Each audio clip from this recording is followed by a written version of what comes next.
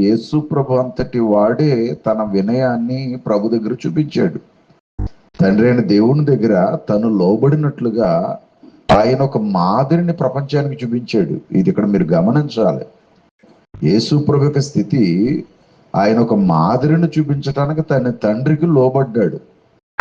ఇది చాలా మంది ఏమనుకున్నారంటే, అక్కడ ఆ విధమైనటువంటి లోబడటం అనే వ్యవస్థ ఏదైతే ఉందో దాన్ని చూసిన కొందరు ఏమనుకున్నారంటే యేసు ప్రభు అసలు దైవం కాడు, అందుకని ఆయన లోబడుతున్నాడు అన్నట్లుగా తీసుకున్నారు. ఇది లోబడుట అనేది యేసు ప్రభు ఒక మాదిరి జీవితాన్ని ప్రపంచానికి చూపించాలి అనేది. ఎందుకంటే యేసు ప్రభుని ఒక మోడల్గా తీసుకొచ్చాడు తండ్రి అయిన దేవుడు ఈ ప్రపంచంలోకి. ఎందుకునంటే ప్రతిసారి కూడా మీరు పాత నిబంధన చదువుకుంటే ప్రతిసారి కూడా ఎవరో ఒక మంచి వ్యక్తిని మోడల్గా చూపించుకుంటూ వచ్చాడు లోకానికి. అందుకనే ఇజ్రాయిల్ రాజులు కానీ యోధా రాజులు కానీ మీరు చూసినప్పుడు ఆ రాజుల ప్రవర్తన చూసి దేవుడు మాట్లాడిన మాటలో ఇతడు తన తండ్రి అయిన దావీదు వల్లే లేడు అనే మాటలు వాడాడు. అంతకు ముందు అబ్రహాము లాంటి విశ్వాసం ఇతనిలో లేదు అనే మాటలు ఉపయోగించాడు. అంటే దేవుడు ఎవరో ఒక వ్యక్తిని, ఒక విలువైన వ్యక్తిని మోడల్గా చూపించుకుంటూ వచ్చాడు. నోవాహును చూపించాడు, అబ్రహామును చూపించాడు, దావీదును చూపించాడు, మోషేను చూపించాడు. ఇలా ఎవరో ఒకరిని ఒక మోడల్ క్యారెక్టర్ను చూపించుకుంటూ వచ్చాడు. ఆనాడు వాళ్ళు ఆ ప్రవక్తను చూసో వాళ్ళను చూసో తమను తాము సరిచేసుకున్న విధానాన్ని చూపించాడు.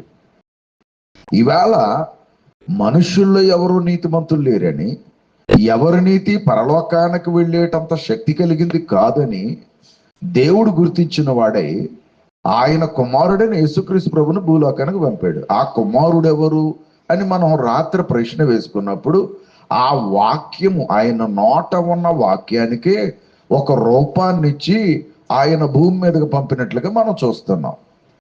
అందుకనే యోహాను సువార్త 1:14 మనం చదువుతాం కదా, ఆ వాక్యము శరీరధారి అయి అనే మాట మనం చదువుతున్నాం. ఏ వాక్యము శరీరధారి అయి వచ్చింది అని మనం ప్రశ్నించుకుంటే ఆదిలో దేవునితో పాటు ఉన్న వాక్యము. ఎందుకంటే యోహాను 1:1 ఆది యందు వాక్యముడును, వాక్యము దేవుని ఎదురును, వాక్యము దేవుడు. అంటే ఎవరు భూమి మీదకి వచ్చారంటే దేవుడై ఉన్నవాడు, వాక్యమై ఉన్నవాడు భూమి మీదకి వచ్చాడని యోహాను 1:14 మనకు చెప్తూ ఉంది. ఇది ఎందుకు వచ్చాడు అనంటే ఆయన ఒక మోడల్ జీవితాన్ని మానవ జాతికి చూపించడానికి వచ్చాడు యేసు ప్రభు. అందుకని ఆ మోడల్ వ్యవస్థలో ఆయన తన తండ్రి చిత్తాన్ని నెరవేర్చుట ద్వారా తన విధేయతను కనపరిచాడు. తన విధేయతను కనపరిచాడే తప్ప ఆయన చిత్తం, ఆయన పొజిషన్ సామాన్యమైంది కాదు. యేసు ప్రభు యొక్క పొజిషన్ సామాన్యమైంది కాదు. చాలా మంది అది అర్థం కాక చాలా మంది వ్యర్థంగా భావిస్తూ ఉన్నారు. రాత్రి కాలంలో మనం కొన్ని ప్రశ్నలు వేసుకుని ఈవేళ వాటిని గురించి వివరణ ఇస్తాను అని చెప్పాను. మీరు గమనించినట్లయితే యేసు ప్రభు ఆదికి ముందున్నాడా అనేది ఒక ప్రశ్న వేసుకున్నాం రాత్రి కాలంలో. ఈవేళ మనం ఆలోచన చేసినప్పుడు అంటే దేవుడు అనే వ్యక్తి ఆదికి బిఫోర్ ఉండాలి. అంటే ప్రపంచానికి నిర్మాణం కాకముందు ఆయన ఉండాలి. అలా ఉన్నవాడే దేవుడు అవుతాడు. ఎందుకంటే ప్రపంచం అనేది దేవుని తరువాత ఉనికిలోకి వచ్చింది. జాగ్రత్తగా మీ మనసు అంతా ఇక్కడ పెట్టాలి. ప్రపంచం అనేది దేవుని తరువాత ఉనికిలోకి వచ్చింది. అంటే దేవుని తరువాత క్రియేషన్ వచ్చింది. ఆ క్రియేషన్లో ఉన్నవాడు ఎవరైనా దేవుడై ఉండకపోవచ్చు. క్రియేషన్కి ముందున్న వ్యవస్థ ఏదైతే ఉందో అది దైవ వ్యవస్థ. అర్థమైందని నేను అన్నది. అంటే సృష్టికి ముందున్న వ్యవస్థ ఏదైతే ఉందో అది దైవ వ్యవస్థ. ఆ దైవ వ్యవస్థలో ఉన్న వ్యక్తి ఎవరైనా సృష్టి నిర్మాణములో ఆయన పాత్ర ఉన్నదయ్యా అంటే ఆ వ్యక్తి దైవమై ఉంటాడు. ఎందుకు అనంటే సృష్టికి ముందు ఆయన ఉండాలి. సృష్టికి ముందు ఉన్నవాడే దేవుడు, ఎగ్జిస్టెన్స్ అది. అందుకనే యెహోవా అనే పదాన్ని తండ్రి అయిన దేవుడు లేదా దేవుడు అనబడిన వ్యక్తి మోషేతో మాట్లాడుతున్నప్పుడు తనను తాను ఏ విధంగా పరిచయం చేసుకున్నాడో మనందరికీ తెలుసు. ఉన్నవాడను అనువాడు అంటే ఈ ఎగ్జిస్టెన్స్ లో ఎవరైతే ఉన్నారని ప్రపంచమంతా నమ్ముతుందో, దేవుడనే ఒక వ్యక్తి ఉన్నాడని, ఆ ఉన్నాడని అనుకుంటున్న వాడిని నేనే అని చెప్పాడు దేవుడు. అంటే ఈ సృష్టికి ముందే ఆయన ఉండి ఉండాలి. అలా ఉన్నవాడిని దైవమని సంబోధించటానికి ఏ మాత్రం లోకానికి కానీ గ్రంథానికి కానీ అభ్యంతరాలు లేవు. అయితే ఇప్పుడు సృష్టికి ముందు యేసు ప్రభు ఉన్నాడా అనేది ఒక క్వశ్చన్. యేసు ప్రభు ఉండి ఉంటే ఆయన ఉనికి ఏ విధంగా ఉంది? తండ్రి అయిన దేవుని దగ్గర ఆయన ఉనికి ఏ విధంగా ఉంది? అసలు ఆయన రూపం ఏంటి? ఆయన తత్వం ఏంటి? ఆయన క్రియ ఏంటి? ఆయన ఆలోచన ఏంటి? యేసు ప్రభు ఏ విధంగా ఆయన సంబోధించాలి? ఇట్లాంటి అనేక ప్రశ్నలు ఉన్నాయి. వీటన్నిటిని మనం క్రోడీకరించి చూసినప్పుడు అసలు ఈ వ్యవస్థలో రాత్రి కాలంలో నేను మీతో చెప్పాను, యేసు ప్రభుని ఎందుకు దేవుడు కాదు అంటున్నారు రీజన్స్ చూపించాను. చాలా కారణాలను చూపించాను. గుర్తున్నాయి ఎవరికైనా? లేకపోతే రాత్రి వీడియో వినండి. ఎవరు దేవుణ్ణి కాదని ఎందుకు అంటున్నారు, ఎందుకు అనాల్సి వస్తుందో వారు కొన్ని విషయాలను ఎత్తి చూపారు. అవన్నీ విషయాలు చూపించారు. అయితే ఈవేళ మనం యేసుక్రీస్తు ప్రభు కనుక సృష్టికి ముందున్నవాడై ఉండి నిర్మాణ పాత్రలో ఆయన పాత్ర కూడా ఉండున్నట్లయితే, ఎవరి పాత్ర?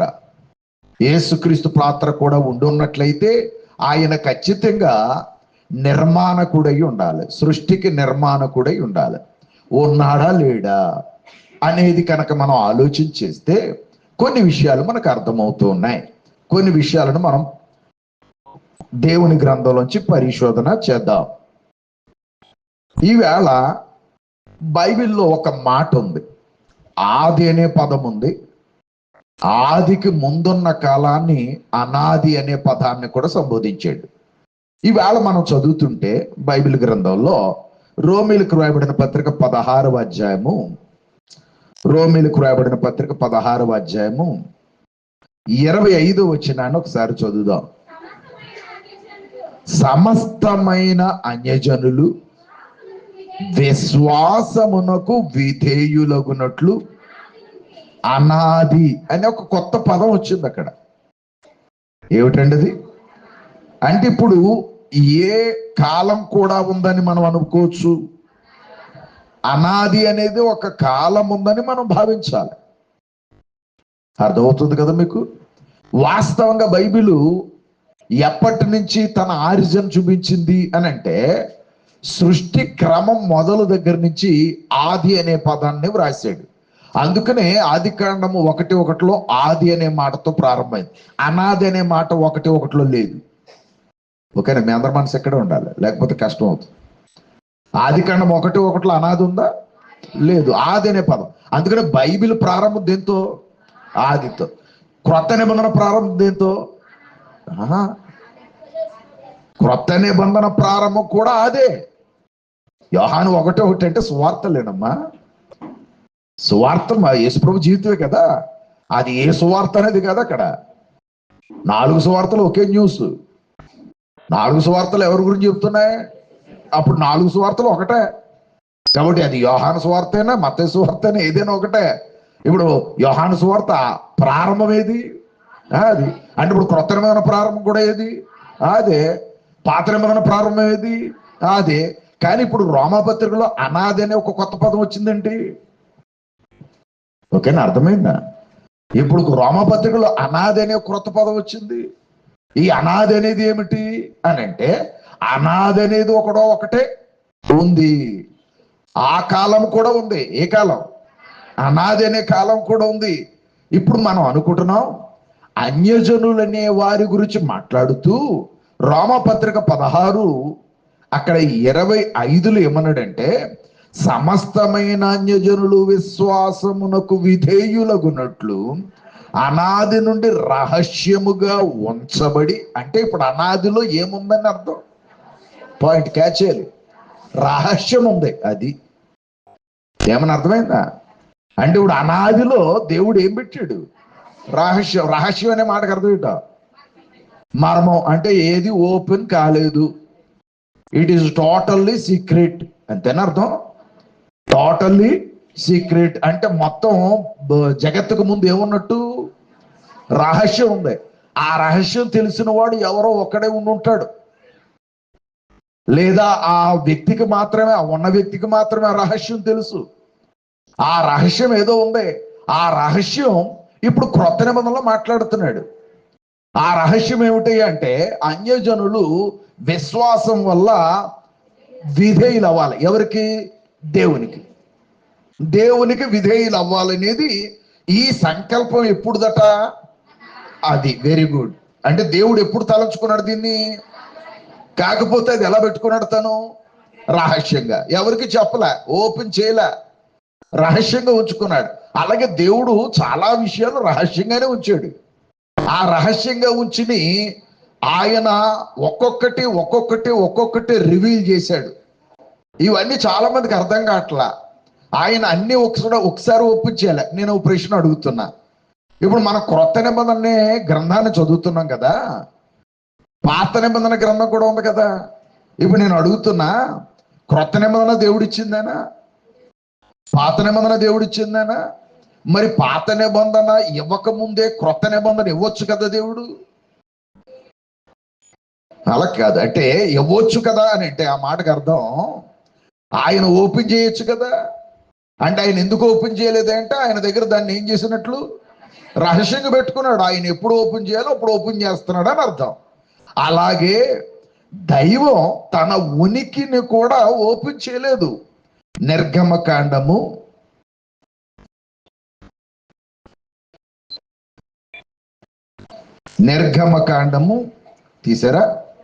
3వ అధ్యాయంలోనికి వెళదాం.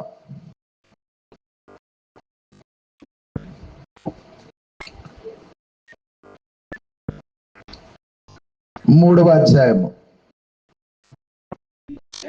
14 వచనాన్ని మనం చదువుదాం. అందుకు దేవుడు, ఇక్కడ మోషే దగ్గర దేవుడు ప్రత్యక్షమయ్యాడు. మనందరికి తెలుసు, మోషేకి దేవుడు ప్రత్యక్షమయ్యాడు. ఇజ్రాయేలీల్ని ఐగుప్తు దేశ బానిసత్వంలోంచి విడిపించటానికి దేవుడు మోషేకి ప్రత్యక్షమైన సందర్భం అది. మోషేకి ప్రత్యక్షమైనప్పుడు నువ్వెవరు అని అడిగాడు. ఎవరు? మోషే. ఎవరిని? దేవుణ్ణి. అంతకుముందు దేవుడు ఎవరికి తెలియదా అని అంటే, దేవుడు అంతకుముందు తెలియపరుచుకున్న తన నామాన్ని ఎవరికి తెలియపరచలేదు. తన నామాన్ని ఎవరికి తెలియపరచలేదు. అదే నిర్గమకాండం 6వ అధ్యాయము. అదే నిర్గమకాండం 6వ అధ్యాయము తీసారా? 3వ వచనాన్ని చదువుదాం. అక్కడ ఎంత క్లియర్గా ఉందో చూడండి. నేను సర్వశక్తి గల దేవుడను. ఎవరంటున్నారు ఈ మాట? దేవుడు చెప్తున్నాడు. అమ్మ అందరికీ కనెక్ట్ అయ్యారా? ఓకే, మీ మనసంతా ఇక్కడ పెట్టండి. నేను సర్వశక్తి గల దేవుడను. దేవుడను పేరున, నేను సర్వశక్తి గల దేవుడను పేరున అబ్రహాము, ఇస్సాకు, యాకోబులకు ప్రత్యక్షమైతిని. ఒక్క నిమిషం. అంటే మోషేకి ముందున్న వారెవరికి కూడా దేవుడు తన నామాన్ని తెలియపరచలేదు.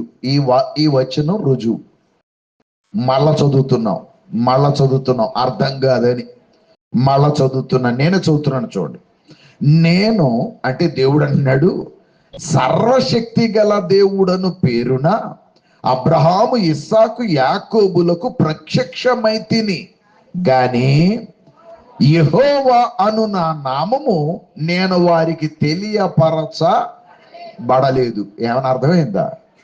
అంటే అప్పటి వరకు ఏది ఓపెన్ అవ్వలేదు. అసలు ఆ నామం, ఆయన నామం ఏంటో ఎవరికి తెలియదు. అంటే పితరుల కాలం, మోషేకు ముందున్న కాలాన్ని పితరుల కాలం అన్నాం. పితరుల కాలం ఇంచుమించు 2500 సంవత్సరాలు దేవుడు తన నామాన్ని రహస్యంగా ఉంచాడు. అర్థమవుతుందా? దేవుడు తన నామాన్ని రహస్యంగా ఉంచాడు.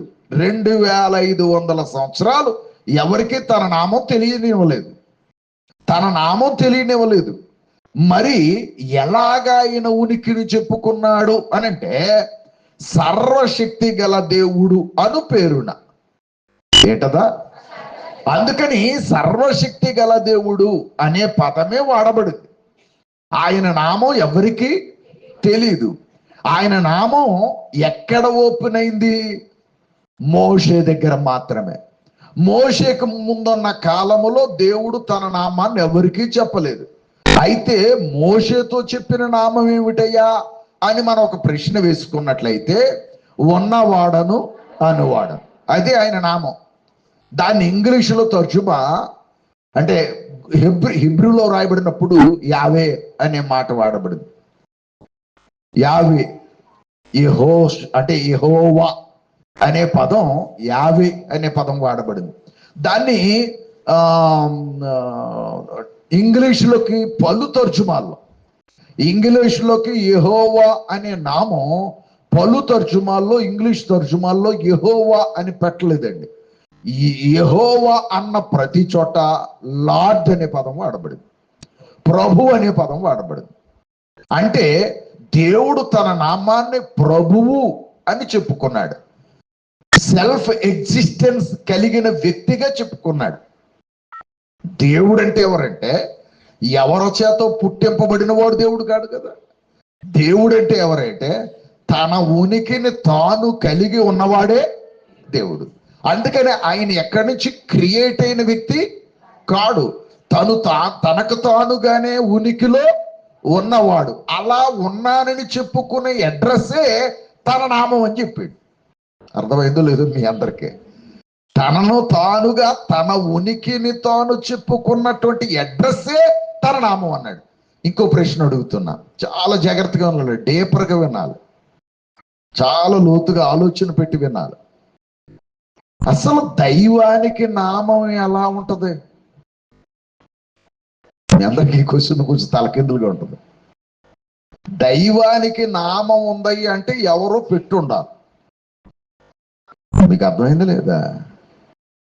ఇప్పుడు మనందరికీ మన నామం ఎవరు పెట్టారు? అమ్మా, తల్లిదండ్రులు పెట్టారు. ఎప్పుడు పెట్టారు?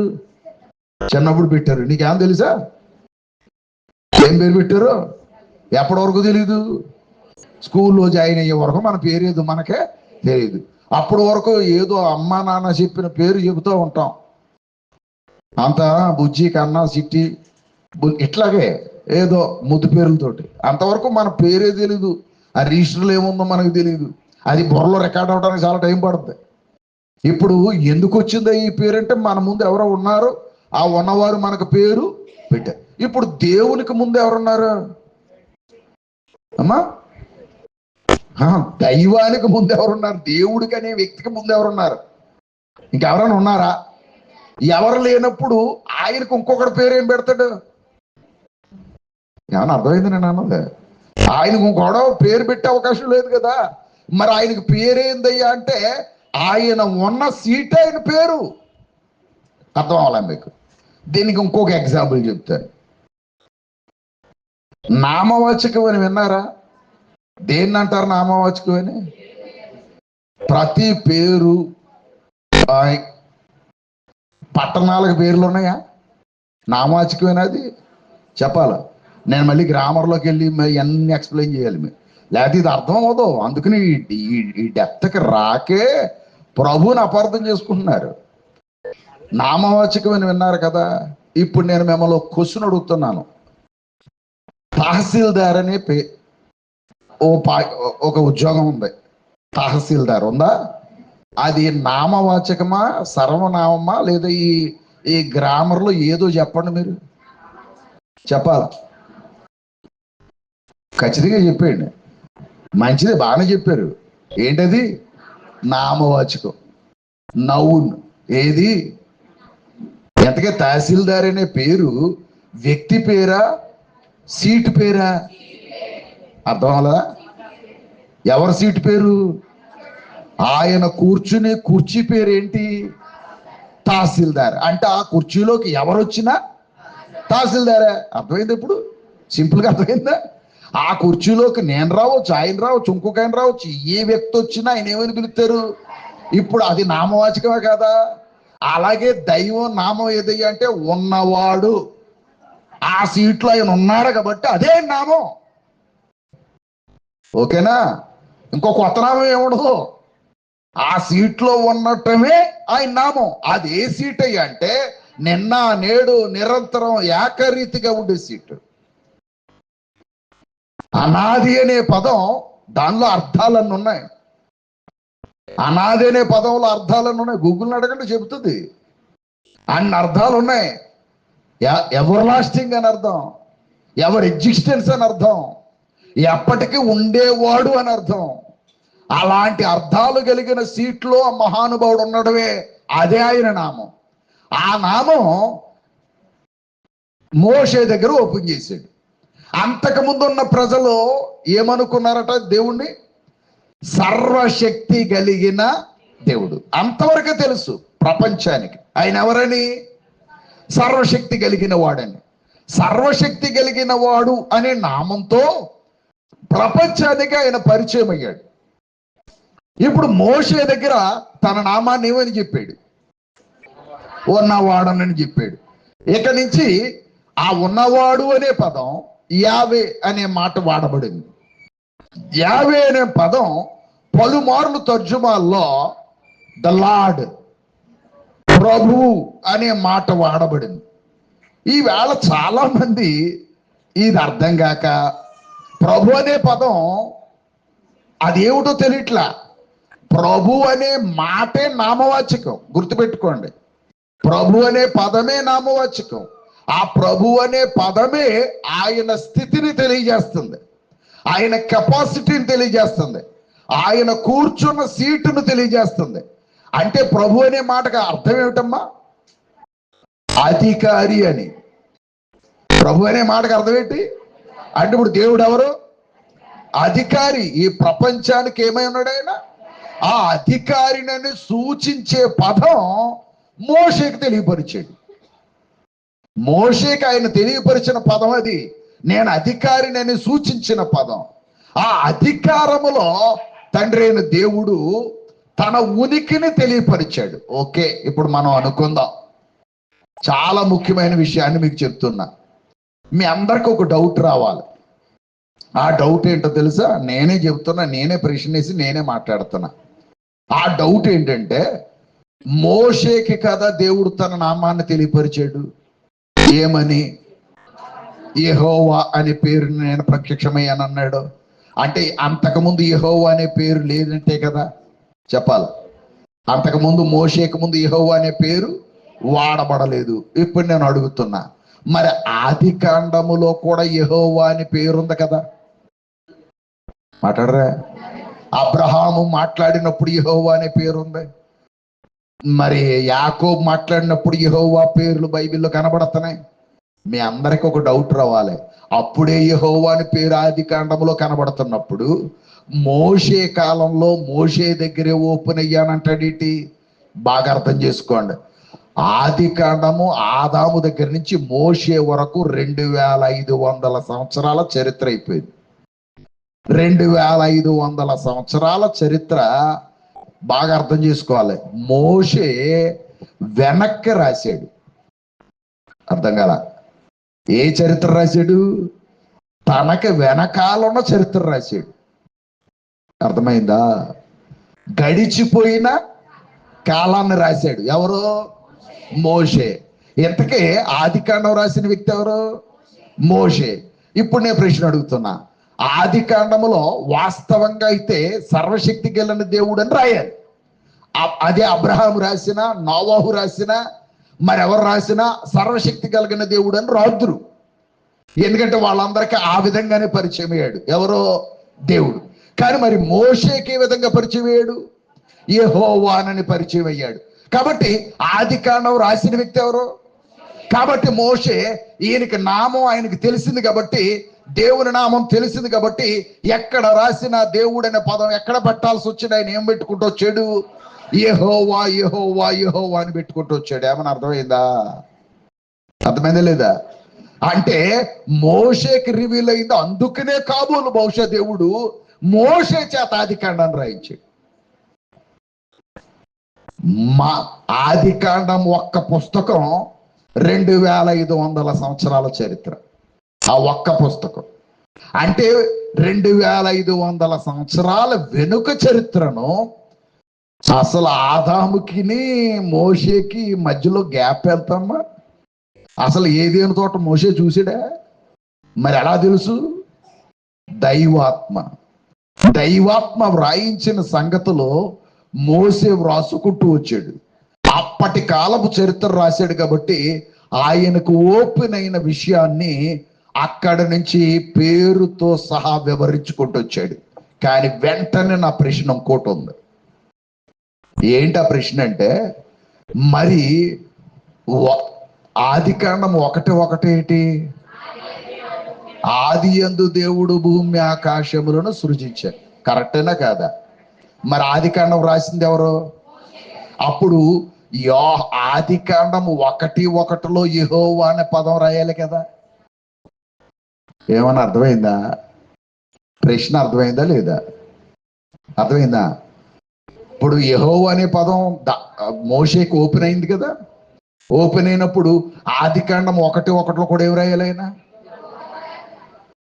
ఆది యందు దేవుడు అన్న దగ్గర ఏమనాల? యెహోవా భూమి ఆకాశములను. మరి ఎందుకు రాయలేదు? మోషే రాశాడు కదా. మరలా తర్వాత చాలా మారులు యెహోవా యెహోవా అనే పదాన్ని వాడాడు కదా ఆయన. మరి ఆ ఒక్క క్రియేషన్లో యెహోవా అనే పదాన్ని ఎందుకు ఉపయోగించలేదు? ఎవరైనా అర్థం చేసుకున్నారా? ఎవరైనా పరిశీలన చేశారా అని అంటే అక్కడ ఒక మర్మం ఉంది. ఆది కాండములో అక్కడ 1:1 రాసిన పదం హిబ్రూలో ఎలోహిం అనే మాట వాడబడింది. ఎలోహిం అనే మాట వాడబడింది హిబ్రూ లాంగ్వేజ్ లో. ఏది? దేవుడు అని ఉందా? ఎక్కడ? ఆది యందు దేవుడు. అక్కడ ఏ పదం వాడబడింది? ఎలోహిం అన్న మాట వాడబడి అక్కడ ఆది యందు దేవుడు భూమి ఆకాశములను సృజించెను అనే మాట ఉందే. ఆ సృజించెను అనే మాట సింగులర్ వెర్బ్ వాడబడింది. అంటే క్రియ ఒక వ్యక్తి చేసినట్లుగా వ్రాయబడింది. కానీ ఎలోహిం అనే పదంలో బహువచనం. అది మాట్లాడమ్మా. ఆవిడ ఇంకో స్టోరీ చెప్పేస్తుంది అక్కడ. ఎలోహిం అనే పదంలో ఎలోహిం అయ్యం ఎప్పుడైతే వచ్చిందో హిబ్రూలో అయ్యం వచ్చిన చోట బహువచనం ఉంటదని హిబ్రూ గ్రామటికల్ టెస్ట్ చెబుతుంది. అయ్యం ఎక్కడైతే చేర్చబడిందో అక్కడ బహువచనం. ఏకవచనం ఏందయ్యా అంటే ఇలా ఏకవచనం. ఆ ఇలా అనే పదంలోంచి బహుశా అలా వచ్చింది. అర్థం అవలా? అది ఇల్లాహ అన్న పదంలోంచి అల్లాహ్ వచ్చింది. ఏకత్వం అది. కానీ బైబిల్ ఏమని చెప్పింది అంటే బహువచనాన్ని వాడింది. ఇలాహ అనే పదం ఎక్కడా కూడా బైబిల్లో లేదు. ఆ ఎలోహ అనే పదం ఏకత్వంలో సూచిస్తుంది. కానీ హిబ్రూలో ఎలోహిం అనే మాట వాడబడింది. ఆ అయ్యం ఎప్పుడైతే వచ్చిందో అది బహువచనాన్ని సూచిస్తుంది. అంటే దైవత్వంలో ఉనికికి ముందే, జగత్తుకు ముందే ఎవరో ఉన్నారో అనే సూచన అక్కడ తెలియజేయబడతా ఉంది. ఎవరు ఉండాలి అనే సంగతిని కనుక మనం ఆలోచన చేస్తే ఇంకా రేపు మనం నేర్చుకోవాల్సింది చాలా ఉంది. ఆ భావాలను నేను రేపు మీకు అందరికీ కూడా క్లియర్గా ఎక్స్ప్లెయిన్ చేస్తాను. ఎలోహిం అనే మాట వాడబడింది. అంటే ఎలోహిం అనే పదంలో దేవుడు అనే పదాన్ని అక్కడ ఎలోహిం అని వాడినప్పుడు అక్కడ బహువచనం ఉందయ్య అంటే అక్కడ ఎవరో ఉన్నారని అర్థం. అందుకనే ఆదికాండం మనందరికీ తెలుసు తీయక్కర్లా. మనుషులను తయారు చేసేటప్పుడు అంటే సృష్టించేటప్పుడు దేవుడు అన్నాడు మన పోలిక చొప్పున మనుష్యులను చేయుదుము అన్నాడా? ఆ వచనం గుర్తుందా? ఏ పోలిక అన్నాడు? మన అనే పదానికి అర్థం ఏంటి? ఏకవచనమా బహువచనమా? ఇప్పుడు నేను ఇంకో మాట అడుగుతున్నా. అప్పటికే మనుషులు ఎవరు లేరు కదా, మాట్లాడాలి. అంటే మనుషులు లేని లోకమే కదా అది. మరి అప్పుడు దేవుడు ఎవరితో మాట్లాడుకుని ఉండాలి? ఎవరో ఒకరు లేకుండా మన అనే పదం వాడం కదా. అంటే ఇప్పుడు దేవునితో ఎవరో ఉన్నారా? ఆ ఉన్నవారిని కొంతమంది ఏమన్నారంటే, ఇది ఎంత కాంట్రవర్సీ చూడండి. ఆ ఉన్నవారిని ఎవరున్నారో అనే కొంచెం ప్రశ్న తర్జన భర్జన జరిగినప్పుడు కొందరు ఏమన్నారంటే దేవదూతలతో మాట్లాడాడు అన్నారు. దేవదూతలకి మన స్వరూపం లేదే, ఉందా? అప్పుడు దేవదూతలో స్వరూపం ఇచ్చాడు అనుకోండి, దేవుడు మన అని దేవదూతలతో సంబోధించటం న్యాయమే. దేవదూతలకి మన స్వరూపం ఉందా? మనకి దేవదూతల స్వరూపం ఉందా? దేవదూతలకి రెక్కలు ఉన్నాయా తెలుసా? మనకున్నాయా? ఉన్నాయి, ఈ రెక్కలే. కానీ దేవదూతలకి 6 రెక్కలు ఉన్నాయి. అర్థమైందా మీకు? 6 రెక్కలు. 6 రెక్కలు ఉన్నటువంటి రూపం వారిది. ఎవరిదే? దేవదూతలదే. దేవదూతలు మనలాంటి వారు కారు, దే ఆర్ సెపరేట్ బీయింగ్స్ వాళ్ళు. అయితే దేవుడు ఆ దేవదూతలతో ఆ పదం వాడాడు, అందుకనే మన పోలిక అని అన్నాడు. అక్కడ మన అనే పదంలో దేవదూతలు ఉన్నారని చెప్పేవాళ్ళు ఈ వేళకి పుస్తకాలు రాసిన వాళ్ళు కూడా ఉన్నారు. దేవదూతలతో మాట్లాడేది. దీనికి ఇంకొంచెం కాస్త వివరణ ఇస్తున్నాను, బాగా అర్థం చేసుకోండి. దేవదూతలతో మాట్లాడడం దేవునికి అవమానం, ఆ విధంగా మాట్లాడడం. ఎందుకో చెప్పనా? మన పోలిక అని తనను తాను దేవదూతలతో సమానం చేసుకోడు దేవుడు. ఎందుకు చేసుకోడు అంటే సర్వశక్తి కలిగిన దేవుడు. Is only the majesty. ఆయన ఒక్కడికి అధికారం ఉంది. ఆ అధికారం ఉన్నవాడు దేవదూతలను తనతో సమానం చేసుకునే స్థితి ఆయనకి లేదు. ఇంకొక మాట, అలా బహుశా చేసుకుని ఉంటే, తనతో సమానంగా దేవదూతలనే కనుక చూసుకుని ఉంటే సైతాన్ అనేవాడు భూమి మీదకి రావాల్సిన అవసరం లేదు. ఏమైనా అర్థమైందని అన్నది? ఇప్పుడు ఆ సైతాన్ గాడు ఎవరేంటి? ఇప్పుడు అందరూ బోధించే బోధ ఏంటి? దేవదూతల్లో ఒకడో, వాడు ఎవరి సీటు కోరుకున్నాడట? దేవుని సీటు కోరుకున్నాడు. అందుకని దేవుడు ఏం చేశాడని? గెంటేశాడని. మరి అప్పుడు మన పోలిక చొప్పున అన్నప్పుడు ఇంకా ఆడి కోపం ఏముంది? అర్థం? దేవదూతలతోటి దేవుడు మన పోలిక చొప్పున చేద్దాం అని అన్నాడు అనుకోండి, వాడికి ఇంక బాధ ఏముంది? ఎవరితో సమానం అయిపోయినట్టు? ఆ సమానత్వాన్ని దేవదూతలకు ఇవ్వలేదు, గుర్తుపెట్టుకోండి. ఆ సమానత్వం ఈ సర్వ జగత్తులో ఒకే ఒక్కడికి ఉంది. ఫిలిప్పీలకు రాయబడిన పత్రిక 2వ అధ్యాయము. తీసారా? ఫిలిప్పీలకు రాయబడిన పత్రిక 2వ అధ్యాయము 6వ వచనం. అంటే ఈ మాటలు చాలా జాగ్రత్తగా చూడండి. 6వ వచనాన్ని చదువుతున్నాం. ఎప్పుడు ఇక్కడ ఆయన అనే పదం ఎవరికి వర్తిస్తుంది? యేసుక్రీస్తుకి. ఆయన దేవుని స్వరూపము కలిగిన వాడయ్యుండి. అంతేనా? ఇప్పుడు నేను ప్రశ్న అడుగుతున్నా, నేను రాశానా, మీరు రాశారు? ఎవరు రాశారు? ఈ పత్రిక ఎవరు రాశారు? పౌలు గారు రాశారు. మనం మనుషులు ఎవరు రాసింది కాదు కదా. ఈ పత్రికను గౌరవించాలా వద్దా? మాట్లాడాలి. గౌరవిస్తే ఆయన నామాన్ని మనం, ఆయన అధికారాన్ని గౌరవించినట్లు లెక్క. మరి ఈ పత్రికను గౌరవిస్తే ఈ పత్రికలో యేసు ప్రభు స్థితి ఏంటో చెబుతున్నాడు. భూమి మీదకి రాకముందు, ఆయన భూమి మీదకి చేరకముందు ఆయన స్థితిని చెబుతున్నాడండి. గుర్తుపెట్టుకోండి. ఎవరు భూమి మీదకి రాకముందు? యేసుక్రీస్తు ప్రభు భూమి మీదకి రాకముందు ఆయన ఉనికిని చెబుతున్నాడు ఫిలిప్పీ పత్రికలో. ఇప్పుడు పరలోకములో యేసు ప్రభు ఎలా ఉన్నాడట? దేవుని స్వరూపముతో. ఇప్పుడు బాగా అర్థమైపోవాలి మీకు. అక్కడ మన పోలిక అనే పదం బహుశా ఎవరితో మాట్లాడి ఉండొచ్చు. ఎందుకంటే స్వరూపం ఎవరిదే? ఇప్పుడు దేవుని స్వరూపం ఎవరికి ఉంది? క్రీస్తుకు ఉంది. ఒకవేళ స్వరూపం ఉన్నా సరిపోకపోవచ్చు, స్వరూపం ఉన్నా కూడా ఈక్వల్ కాకపోవచ్చు, స్వరూపం ఉన్నా కూడా ఒకటి కాకపోవచ్చు. కానీ ఆ క్రింద ఇంకో పదం ఉంది, దేవుని స్వరూపము కలిగిన వాడయ్యుండి దేవునితో సమానముగా ఉండుట. ఇక్కడ దేవుడు ఎవరు? తండ్రి. తండ్రి అయిన దేవునితో ఈయన ఎలా ఉన్నాడు? సమానత్వం అంటే యాజ్ ఈక్వల్, మళ్ళా సమాన హోదా. ఎవరితో? దీని మీద రచ్చ జరిగిపోతుందండి యూట్యూబ్లో. ఒక ఆయన అంటాడు, దీన్ని ఇలాగ అడుగుతున్నారని ఫిలిపి పత్రిక మీద రకరకాల ఇలా తిప్పి అన్ని చదివి వెళ్ళండి. ఆయన రాసిన నోట్స్ అంతా ఎట్లా తిప్పి చాలా వంకరలు తిప్పాడు. ఎందుకంటే ఆయన వంకరలు బైబిల్లో లేవు, పత్రికలు లేవు, ఆయన రాసిన వంకరలన్నీ. ఇక్కడ స్ట్రెయిట్ ఫార్వర్డ్ చేస్తున్నాడు, రాశాడు పౌలు గారు. చాలా స్ట్రెయిట్ ఫార్వర్డ్. ఎందుకంటే వాళ్ళు ఒక సిద్ధాంతంలోనికి బుక్ అయిపోయారు, కట్టుబడిపోయారు. యేసుప్రభు దేవుడు కాడు అంతే. అది ఎక్కడి నుంచి వచ్చిందో తెలీదు. ఆ పదంలో ఆ నేచర్లో ఫిక్స్ అయిపోయి దాన్ని కాదంటే మండిపోతుంది, దాన్ని కాదంటే కోపం వచ్చేస్తుంది. ఇందాక ఒక సోదరులు మాట్లాడుతూ నాతో ఫోన్లో మాట్లాడుతూ కొన్ని విషయాలు మేము చర్చించుకున్నప్పుడు పెద్ద బోధకులే, అయ్యా మీరు ఇలా మాట్లాడుతుంటే చాలా మందికి శత్రువులు అవుతారే మీరు అని అన్నారు నాతో. మీరు ఇలా మాట్లాడుతుంటే మీరు చాలా మందికి శత్రువులు అవుతారు కదా అన్నారు నాతో.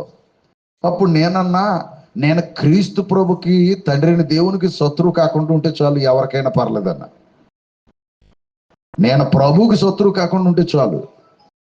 ఇవాళ ఈ అక్రమమైన బోధ తెచ్చి దేవునికి శత్రువులుగా ప్రభుకి శత్రువులుగా మిగిలిపోతున్నారు చాలా మంది. వాళ్ళకి అది అర్థం కావట్లా. ఇప్పుడు మరల చెప్తున్నాను, గుర్తుపెట్టుకోండి. యేసు ప్రభు ఉనికి, యేసు ప్రభు స్టేటస్ ఇక్కడ చెప్పాడు. ఏమని చెబుతున్నాడు ఫిలిప్పి పత్రికలో పౌలు గారు? ఆయన దేవుని స్వరూపము కలిగిన వాడు, మొదటిది దేవునితో సమానముగా ఉండుట విడిచిపెట్టకూడని భాగ్యమని ఎంచుకోలేదు. అంటే ఒక్క సెకండ్ అర్థం చేసుకుంటారా? తండ్రి అయిన దేవుడు ఆ క్రీస్తు ప్రభుకి తనతో సమానంగా ఉండే హక్కులు జగత్ పునాదికి ముందే ఇచ్చాడు. ఓకేనా? ఎవరికే?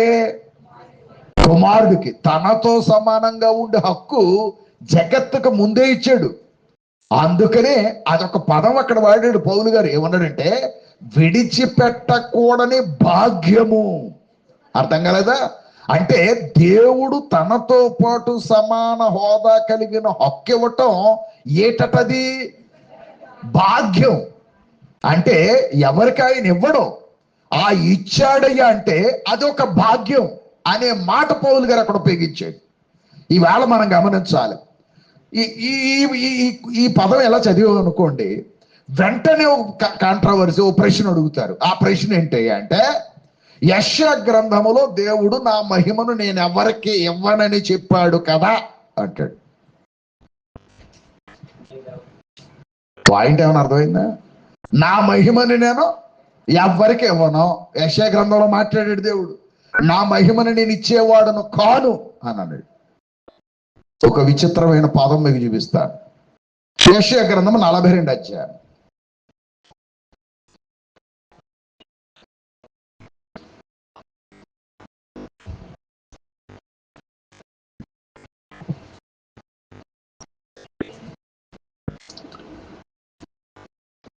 ఎనిమిదో వచనం చాలా జాగ్రత్తగా చూడండి. అక్కడ యెహోవాను నేనే, ఇదే నా నామం. ఒక సెకండ్. ఇంతకుముందు కూడా ఈ నామం ఎక్కడ బహిర్గతం చేశాడని చదివాం? మోషే దగ్గర.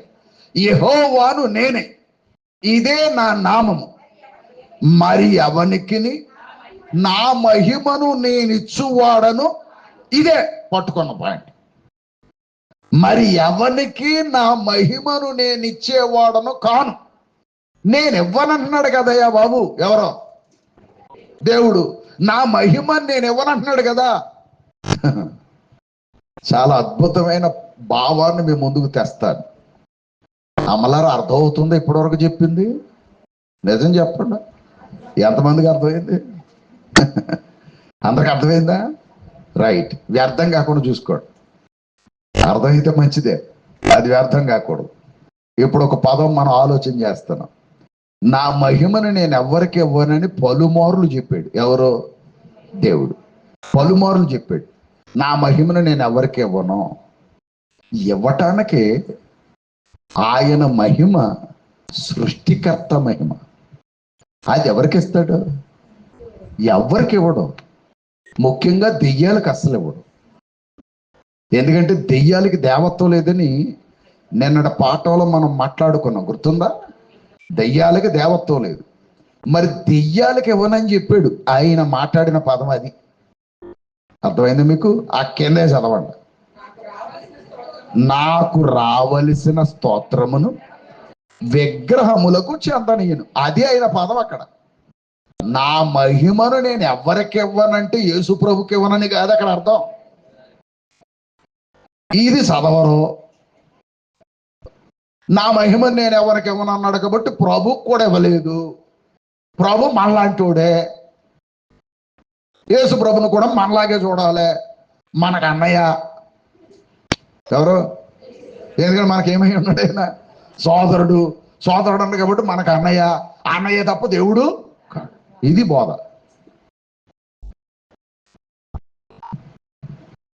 మీకు ఒక సంగతి తెలుసా? ఇంట్లో ఉన్న పెద్ద అన్నయ్య గారిని ఎవరితో ఈక్వల్ చేస్తాం తెలుసా? మాట్లాడాల ఎందుకు చేయాలో చెప్పండి. ఇప్పుడు నాకు అర్థం కావట్లేదు. సొసైటీ చెప్పింది,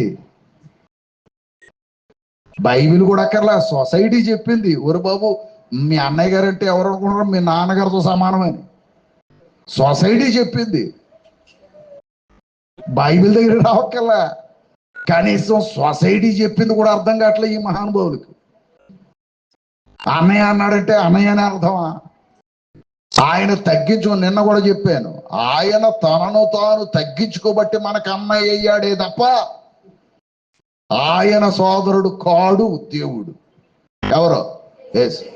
ఆయన ఇందాక ఫిలిప్పీ పత్రికలో చదివాం, దేవునితో సమానముగా ఉండుట విడిచిపెట్టకూడనే భాగ్యం ఎంచుకొనలేదు గాని మనుష్యుల పోలికగా పుట్టి దాసుని స్వరూపం ధరించుకొని అనే మాటలకు అర్థం ఏంటమ్మా? అంటే ఎవరిలా వచ్చారని అర్థం.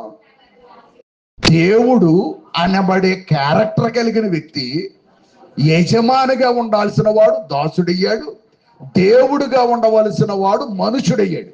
That is the matter. దేవుడుగా ఉండవలసిన వాడు మనుషుడయ్యాడు, యజమానిగా ఉండవలసిన వాడు దాసుడయ్యాడు. అదేమో ఫిలిప్పీ పత్రికలో పౌలు గారు క్లియర్గా చెప్తుంటే ఈ భావం అర్థం కావట్లా. నా మహిమ నేను ఎవరికి ఇవ్వను అంటున్నాడు. ఇప్పుడు మహిమ ఎలా షేర్ అయిందో చూపించనా? దేవుని మహిమ ఎలా షేర్ అయిందో చూపించనా? కొరింథీయులకు రాయబడిన పత్రిక, దేవుని మహిమ ఎలా షేర్ అయిందో 2వ కొరింథీ 4వ అధ్యాయము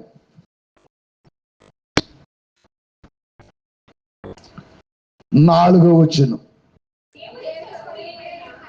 చాలా జాగ్రత్తగా చదవాలి. చదివేటప్పుడే మనసు పెట్టాలి, మనసు పెట్టి అర్థం చేసుకోవాలి. దేవుని స్వరూపి అయ్యున్న, ఎంత క్లియర్గా ఉందో చూడండి. దేవుని స్వరూపి అయ్యున్న క్రీస్తు మహిమ. ఇప్పుడు ఒక్క నిమిషం, నా మహిమ నేను ఎవరికి ఇవ్వనన్నాడు కదా యెషయాలో. మరి ఇప్పుడు ఆయన స్వరూపం ఎవరికి ఉంది? క్రీస్తుకు ఉందంటే అక్కడ నథింగ్ బట్ క్రైస్ట్ అనే కదా.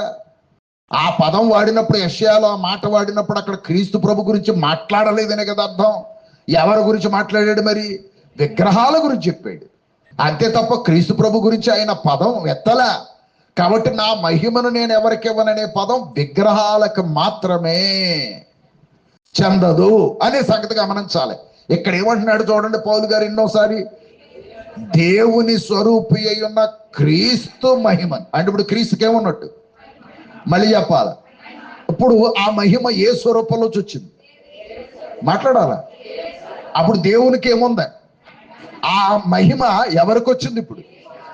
మరి ఆ మహిమ క్రీస్తుకు వచ్చిందయ్యా అంటే బాగా వినాలి. దేవుణ్ణి చూసిన వాడు, క్రీస్తుని చూసిన వాడు కూడా యాజ్ ఈక్వల్ గా ఫీల్ అవ్వాలి. అది దాని అర్థం.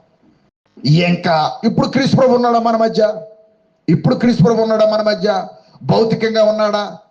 భౌతికంగా లేడు. మరి ఇప్పుడు ఆయన ఏం చేశాడు తెలుసా?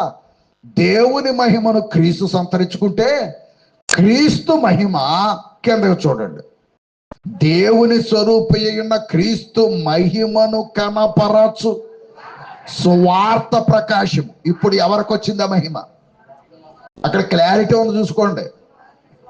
ఇప్పుడు ఆ మహిమ ఎవరిలో ఉంది? సువార్తలో. మళ్ళీ చదువుకోండి కావాలంటే.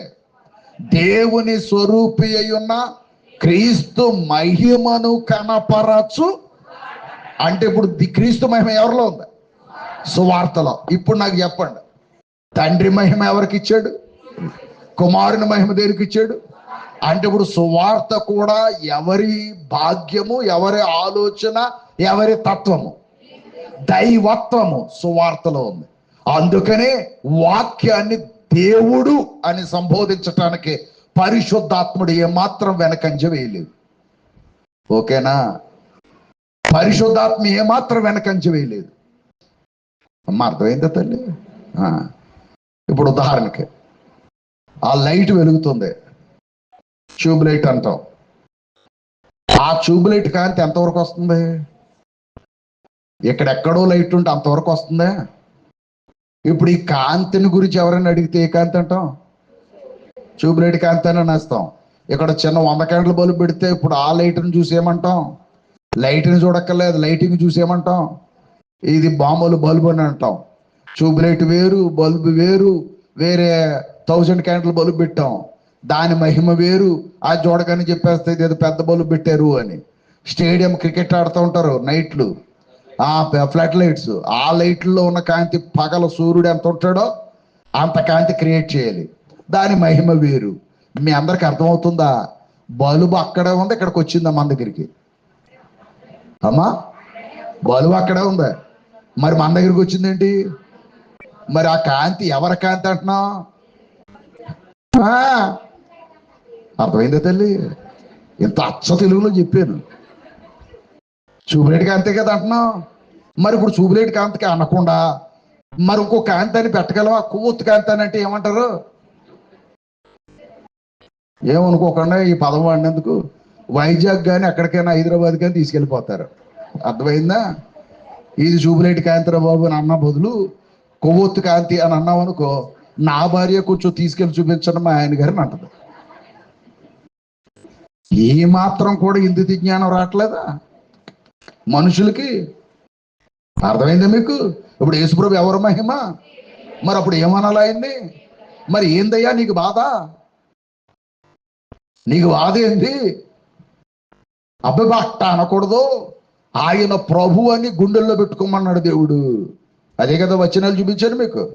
మేము హృదయంలో ఏమని పెట్టుకోమన్నాడట? ప్రభు అని ప్రతిష్ఠించండి. చాలా విచిత్రం ఇది. ప్రభు అని ప్రతిష్ఠించండి అని అంటే చాలా మందికి ఇది అర్థం కాలేదండి. ప్రభు అనే మాట, ఒక మాట మీకు చూపించాలని అనుకుంటున్నాను. చాలా చక్కటి మాటను మనం చూద్దాం. ఒక్కసారి మీరు మీ బైబిల్ వచనాల్లోనికి వెళదాం. ప్రకటన గ్రంథంలోనికి ఒకసారి వెళ్ళడానికి ప్రయత్నం చేద్దాం.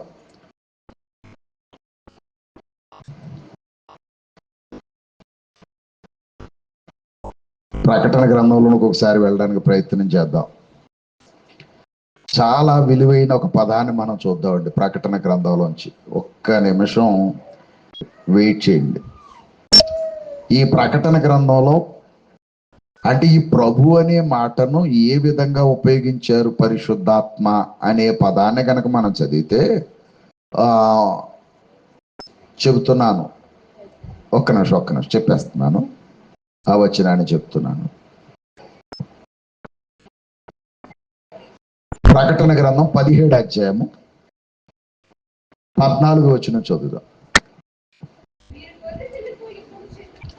అక్కడ చాలా జాగ్రత్తగా చూడండి తల్లి. 17, 14 అంతేనా? వీరు గొర్రె పిల్లతో యుద్ధము చేతురు గాని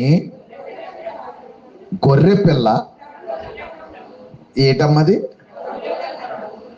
అంటే ఇప్పుడు యేసుని ప్రభు అని సంబోధించమని, మీ హృదయాల్లో ప్రభుగా ప్రతిష్ఠించమని మాటలు కనుక నిన్న చెప్పుకున్నాం.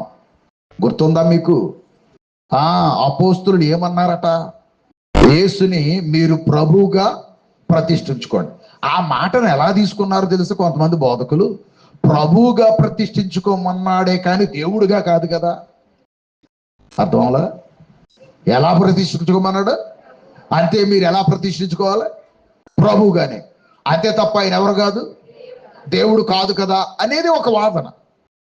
ఇప్పుడు నేను మళ్ళీ చెబుతున్నా, అసలు ఆయన స్టేటస్ ఏంటి? ఇప్పుడు చదవండి ప్రకటన 17 అధ్యాయము. మీరు గొర్రె పిల్లతో యుద్ధము చేతురు గాని. గొర్రె పిల్ల ఎవరమ్మా?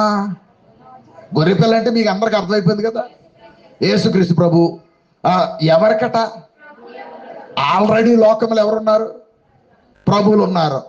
ఈ లోకములో ఉన్న ప్రభువు లాంటి ప్రభు కాడు అని అర్థం. దాని అర్థం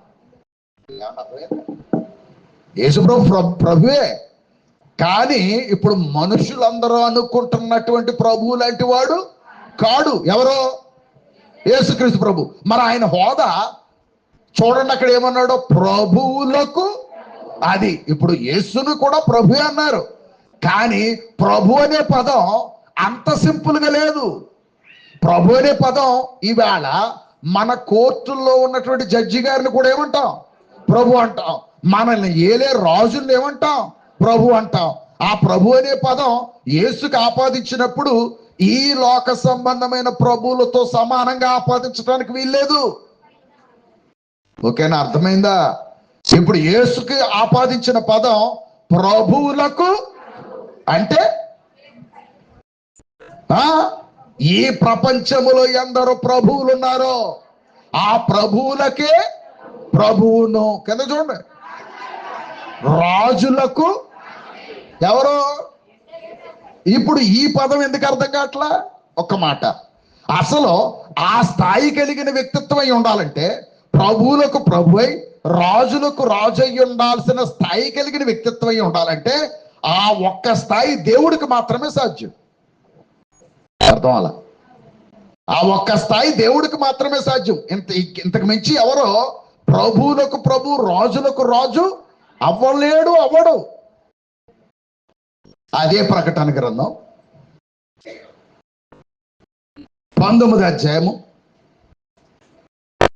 16 వచ్చింది. అక్కడ చెబుతున్నాడు చూడండి, 19:16లో రాజులకు రాజును ప్రభువులకు ప్రభువును అను నామము ఆయన వస్త్రము మీదను తొడ మీదను. ఎవరికే? యేసుక్రీస్తు ప్రభుకి. ఏమని వ్రాయబడిందట? రాజులకు రాజును ప్రభువులకు ప్రభువు అను నామము ఆయన వస్త్రము మీదను ఆయన తొడ మీదను వ్రాయబడి ఉన్నదనే మాటకు అర్థం ఏంటమ్మా? ఆయనకి ఏ హోదా ఉందని. జగత్తంతటి పైగా, ఇప్పుడు మీరు బాగా అర్థం చేసండి, ఆలోచించండి. యేసు ప్రభు హోదా ఇదని చెప్పాను నేను మీకు. ప్రభువులకు ప్రభు కాడు, ప్రభువులకు ప్రభు. రాజు కాడు, రాజులకు రాజు. అంతేనా? ఒప్పుకుందామా? కానీ అపోస్తులు ఏమని వ్రాశారు? ప్రభు అని రాసేటప్పటికి వీళ్ళందరూ ఏమనుకున్నారు? అందరిలాంటి వాడే. ఎవరో ప్రభువుల్లో ఈయన కూడా ఒకడు అని తీసుకున్నారు. కానీ తండ్రి అయిన దేవుడు వ్రాయించిన గ్రంథం ఇది. ఆయనే తన కుమారుని హోదాను చెప్తూ ప్రభువులకు ప్రభు. రాత్రి కూడా చెప్పాను ఒక మాట, మీ అందరికి గుర్తుండి ఉండాలి. ఒక ఆయన చాలా మార్లు అడిగాడండి, ఫేస్బుక్లో పెడతా ఉంటాడు మహానుభావుడు. మంచిదే, వాళ్ళకి అలాగే అర్థమైంది, మనం ఏం చేయలేము. ఆ మహానుభావుడు ఏం పెడతా ఉంటాడంటే ఫేస్బుక్లో, ఒక ఆయన, యేసు ప్రభు ఎక్కడైనా దేవుడని తన గురించి చెప్పుకున్న ఒక్క పదం చూపించండి, నేనేమైనా చేసేస్తానంటాడు. ఇప్పటికే అంటాడు. ఫేస్బుక్లో చాలా మంది కామెంట్లు పెడుతుంటే యేసు ప్రభు తనకు తాను దేవుడు అన్న ఒక్క పదం ఇలాగంటాడు అనమాట. ఒక్క పదం. నాకు చాలా బాధ ఆవేదన కలుగుతూ ఉంటుంది. ఎందుకు కలుగుతుందంటే వాళ్ళ నాలెడ్జ్ ఎక్కడ వరకు ఆగిపోయింది అనేది. ఎందుకు అని అంటే చెప్తాను వినండి. యేసు ప్రభు భూమి మీద శరీరధారి అయి ఉన్న దినాల్లో మనుష్యుని రూపం ధరించుకున్నాడని ఇందాక ఫిలిప్పీ పత్రికలో చదివా అంటే దాసునిగాను మనుషుడిగా. అంటే భూమి మీద శరీరంతో ఉన్నంతసేపు ఎవరైనా మనుషుడు దాసుడు. మనుషుడుగా ఉన్నవాడు దాసుడుగా ఉన్నవాడు తనను తాను దేవుడిని ఎలా చెప్పుకుంటాడు? మాట్లాడరేటే? అర్థమైంది ఇప్పుడు? తనను తాను ఎందుకు చెప్పుకోలేదు దేవుడిని? మనుషుడు రూపంలో ఉన్నాడు, దాసుడు స్వరూపంలో తెలుసుకున్నాడు. ఇంకో విచిత్రం చెప్పనా? అప్పటికే భూప్రపంచంలో నాకిలాంటి వాళ్ళందరూ దేవుడిని టైటిల్ పెట్టుకున్న వాళ్ళు చాలా మంది ఉన్నారు. అర్థం అవ్వాలండి.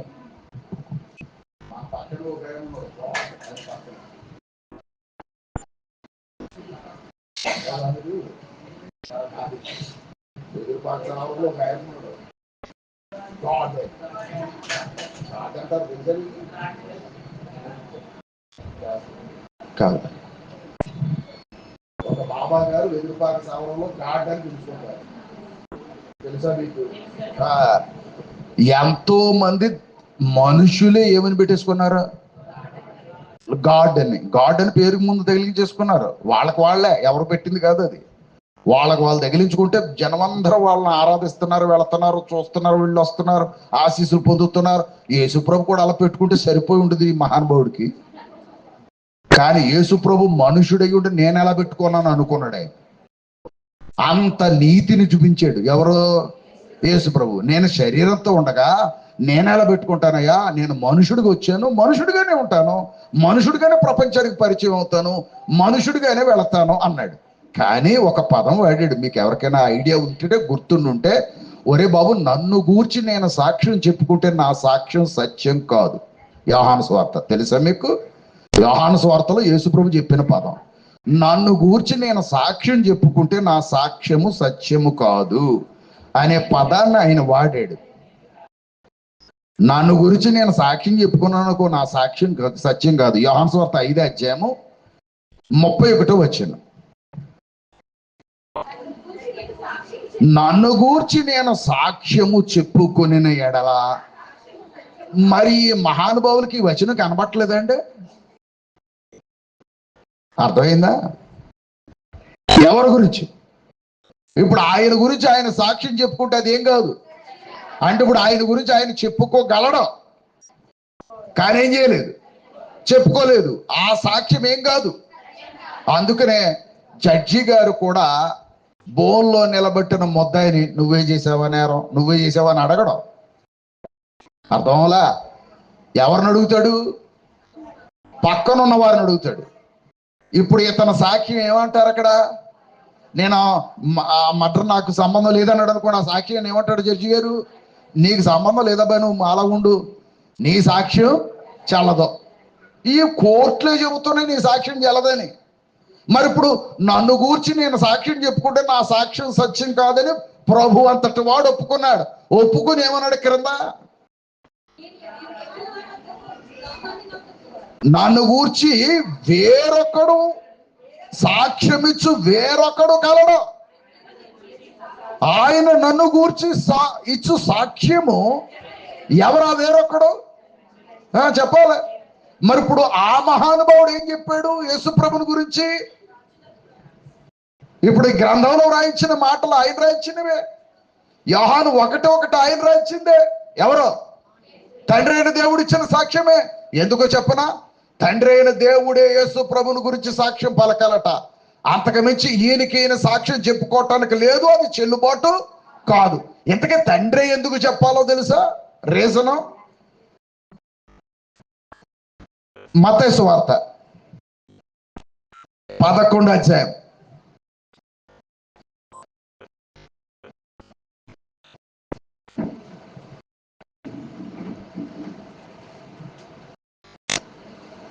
మత్తయి సువార్త 11వ అధ్యాయం తీసారా?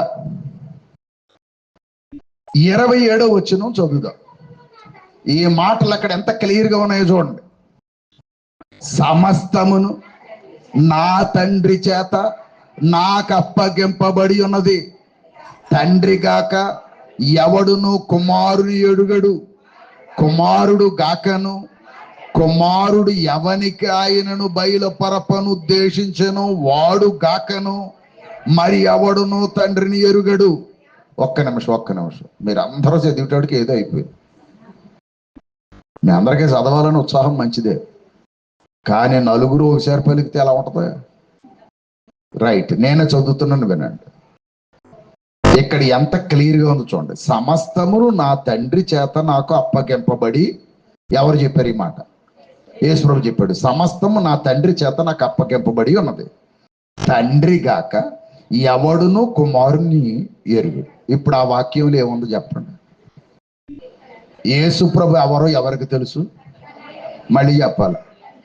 ఇంతకే యూదులు ఏమనుకున్నారో తెలుసు యేసుప్రభుని గురించి? ఆ వడ్ల వాని కుమారుడు కాడా, మరియ కుమారుడు కాడా? అదేనా వాళ్ళ బాధ? ఎందుకంటారు ఆ పదంగా ఎందుకు వాడారు వాళ్ళు? ఎందుకు ఆ పదాలు వాడారు? ఆయన్ని ఎలా చూస్తున్నారు వీళ్ళు? మనుషుడిగా చూస్తున్నారు. వడ్లవాని కొడుకు కాడా, మరియ కొడుకు కాడా అంటున్నారంటే మనుషుడిగా చూస్తున్నారు. అంటే మనుషులకి యేసుప్రభు ఎలా కనబడుతున్నాడు? మనుషులకి కనబడుతున్నాడు. తండ్రి అయిన దేవునికి ఎలా కనబడుతున్నాడు? ఇప్పుడు మీకు ఏమైనా అర్థమైందా? ఈ కుమారుడు ఎవరో, ఎప్పటి నుంచి ఉన్నాడో, ఏమై ఉన్నాడో చెప్పగలిగిన వాడు ఒకే ఒక్కడు, ఆయన తండ్రి. అందుకని ఆయన నా పట్ల ఇచ్చిన సాక్ష్యం సత్యం. ఇప్పుడు నాకు అర్థం కాదు ఏంటంటే, యేసుప్రభు ఎక్కడైనా చెప్పాడా అంటున్నాడు. ఏమని? నేను దేవుడినని యేసుప్రభు ఎక్కడైనా చెప్పాడా అంటున్నాడు. ఇప్పుడు నా ప్రశ్న, అంతకంటే గొప్పోడు చెప్పాడు, అంతకంటే తక్కువడు చెప్పాడా? మాట్లాడాలి. నువ్వే చెబుతున్నావు కదా దేవుడు ఎవరని, తండ్రి ఒక్కడని, యేసు దేవుడు కదని. ఆ తండ్రి అయిన దేవుడే చెప్పాడు కదా. ఏమని?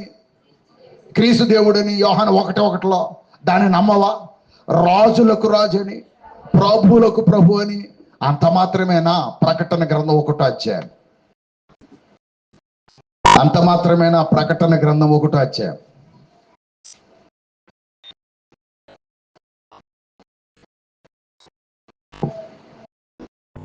తీసారా? ఇక్కడ ఒక పదాన్ని మనం చూద్దాం. 8వ వచనం ఇక్కడ చదవాలి మీరు. ఆల్ఫయు ఒమేగయు నేనే. ఒక్క నిమిషం అదే మీరు అందరూ చదివేస్తున్నారా? కంగారు పడుతుంది. నేను చదువుతున్నానమ్మా, మీ ప్రేమకు వందనాలు. నేను చదువుతున్నాను చూడండి. ఆల్ఫయు ఒమేగయు నేనే, వర్తమాన భూత భవిష్యత్ కాలములలో ఉండువాడను నేనే అని సర్వాధికారియు దేవుడు నాకు ప్రభువు సెలవిచ్చుచున్నాడు. కరెక్ట్గా చదవండి. మళ్ళీనే నేనే చదువుతున్నాను, బాగా వినండి మీరు.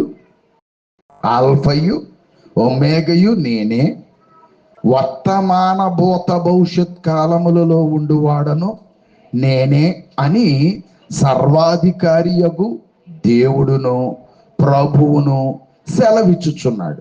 ఇంతకీ ఎవరి గురించి మాటలు వ్రాయబడిని అని మనం చదివితే 5వ వచనం నుంచి క్రిందకు చదువుదాం.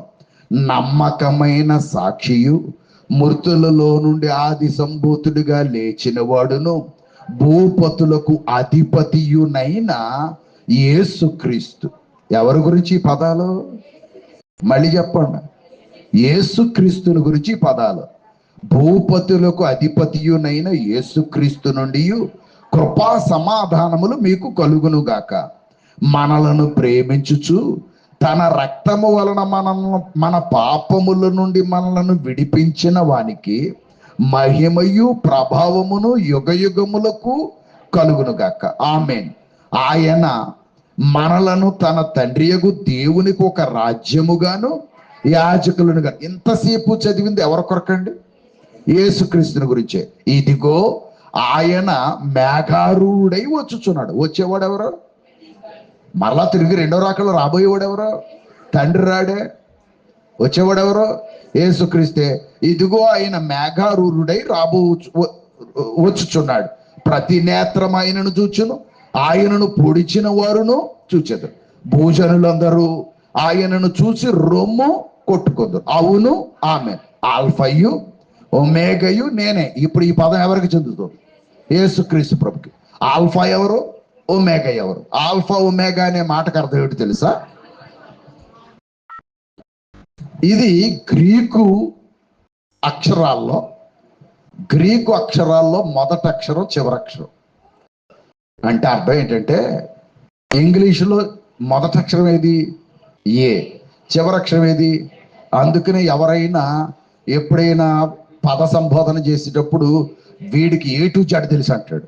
ఏ టు జెడ్ తెలుసు అంటే ఏ నుంచి జెడ్ వరకు తెలుసు అని కాదు అక్కడ అర్థం. ఏబిసిడీలు అన్నీ వచ్చాను కదా అని అర్థం. ఏ టు జెడ్ తెలుసు అనే మాటకు అర్థం ఏంటి అంటే ఆది నుండి అంతం వరకు తెలుసు అని. ఇప్పుడు యేసు ప్రభు యొక్క గుణ లక్షణంలో ఇదొకటే, ఆది నేనే అంతముని. అంటే ఈ సృష్టికి ఆరంభంలో ఆయన ఉన్నాడు, ఈ సృష్టి ముగింపులో కూడా ఆయన ఉంటాడు. అది చెప్పుకుంటున్నాడు అక్కడ. చెప్పుకుంటూ ఆల్ఫయు ఒమేగయు నేనే. అక్కడ చెప్పన్నాడు, వర్తమాన భూత భవిష్యత్ కాలములలో ఉండువాడను నేనే అని. సర్వాధికారి. ఇప్పుడు యేసుప్రభు ఎవరని చెప్తున్నారు? సర్వాధికారి. మరలా చూడండి, దేవుడు నాకు. ఇప్పుడు యేసుప్రభు ఎవరు? దేవుడు. నేను రాయలా, గ్రంథం చెబుతుంది. దేవుడు నాకు ప్రభువు సెలవిచ్చుచున్నాడు. అంటే ఇప్పుడు యేసు ప్రభు దేవుడని బైబిల్ గ్రంథంలో క్లియర్గా వ్రాయబడి ఉంది. ప్రభు దేవుడని బైబిల్లో క్లియర్గా వ్రాయబడి ఉంది. ఇంకా మీకు విలువైన ఇంకొక సాక్ష్యం చూపిస్తాను. అప్పుడైనా మీరు నమ్ముతారేమో. నమ్మని వారు ఉంటారు, మనం దానికి ఏం చేయలేం. నమ్మగలిగితే ధన్యులు. కనుక మరొక విలువైన మాటను చూపిస్తాను. యెషయా గ్రంథం 35 అధ్యాయం. యెషయా గ్రంథం 35 అధ్యాయం. అమ్మ, ఇప్పటివరకు చెప్పింది ఏమైనా కొంచెమైనా అర్థమైందా? నిజం చెప్పండి. రైట్. రాత్రి వినడం వారికి కొంచెం కష్టంగా ఉంటుంది, రాత్రి విన్న వారికి అర్థమవుతుంది. యెషయా గ్రంథం 35 అధ్యాయం తీసారా? ఇదంతా మరి చదవాల్సి వస్తే పైనుంచి చదవాలి, కానీ నేను 3వ వచనం చదువుతున్నాను. సడలిన చేతులను బలపరచుడి, తొట్టిల్ల మోకాళ్ళు దృఢపరచుడి, తత్తరిల్లు హృదయములతో ఇట్లనుడి, భయపడక ధైర్యముగా ఉండుడి. ఈ మాట చూడండి, ధైర్యముగా ఉండుడి. ప్రతి దండన చేయుటకై మీ దేవుడు వచ్చుచున్నాడు. ఎక్కడికో ఏంటో మీరు బాగా అర్థం చేసుకోవాలి. ప్రతి దండన చేయుటకే మీ దేవుడు వచ్చుచున్నాడు. ప్రతి దండనను, దేవుడు చేయదగిన ప్రతి కార్యమును ఆయన చేయను. అర్థం అలా బాగా వినాలి. ఇప్పుడు తండ్రి అయిన దేవుడు చెయ్యాలనుకుంటున్న కార్యం ఆ యేసు ప్రభు చేస్తాడని ప్రవచనం. అది తండ్రి అయిన దేవుడు చేయాలనుకుంటున్న కార్యం యేసు ప్రభు చేస్తాడని ప్రవచనం. యెషయా గారు ప్రవచిస్తున్నాడు. ఏమని? మళ్ళీ చూడండి. ప్రతిదండన చేయుటకై మీ దేవుడు. అంటే ఆ వచ్చేవాడు ఎవరని? ఆ యేసుక్రీస్తే. ఆయన నేను సంబోధిస్తున్నాడు ఇక్కడ. ప్రతిదండన చేయుటకై మీ దేవుడు వచ్చుచున్నాడు. మీ దేవుడు వచ్చుచున్నాడు. ప్రతిదండనను, దేవుడు చేయదగిన ప్రతి కార్యమును. ఇక్కడ దేవుడు ఎవరు? ప్రతిదండనను, దేవుడు చేయదగిన ప్రతి కార్యం. అంటే తండ్రి ఏది చేయాలనుకుంటున్నాడో ఆ కార్యం గురించి మాట్లాడుతూ, తండ్రి అయిన దేవుడు చేయు ప్రతి కార్యమును ఆయన చేయును. ఎవరాయన? ఆ వచ్చే దేవుడు. ఓకేనా? అర్థమైందా? ఆ వచ్చే దేవుడు చేయును. ఆయన వచ్చి తానే మిమ్మును రక్షించును. యేసు ప్రభు గురించి కాదంటారేమో అని క్రిందెక్కడ లేఖనాలు చూపిస్తున్నాను. ఆయన వచ్చి తానే మిమ్మును రక్షించును. గుడ్డివారి కన్నులు తెరవబడును. ఇప్పుడు క్లారిటీ వచ్చేసి ఉండాలి మీకు. ఇప్పుడు వచ్చింది, క్లారిటీ రావాలి ఇక్కడ. గుడ్డివారి కన్నులు తెరవబడును. ఎవరొస్తే? దేవుడు వస్తే ఎవరు రాబోతున్నారని చెప్పాడు అక్కడ. దేవుడు మీ దగ్గరికి రాబోతున్నారు చెప్పాడా? వస్తే, ఆ దేవుడు వస్తే ఆయన వచ్చి తానే మిమ్మల్ని ఏం చేస్తాడు. అందుకని యేసు ప్రభుకి పేరేంటి? ఆ యేసు అనే మాటకే రక్షకుడు అని అర్థం. అంటే ఆ వచ్చిన వాడు ఈయనే, యెషయా ప్రవచించిన వ్యక్తే. ఇప్పుడు అంటున్నాడు, గుడ్డివారు కన్నులు తెరవబడును, చెవిటి వారి చెవులు వెప్పబడును, కొంటివాడు దుప్పువలే, మోగవాని నాలుక. ఇదంతా ఎప్పుడు జరిగింది? క్రీస్తు ప్రభు భూమి మీదకి ఆ వచ్చిన వాడు ఎవరని చెప్పాడు? యెషయా. మరి యెషయా గారికి దేవుడని కనపడ్డాడో, తండ్రి అయిన దేవుడికి దేవుడని కనపడ్డాడో, మన మహానుభావులకు యేసుప్రభు దేవుడని కనబడటం లేదు.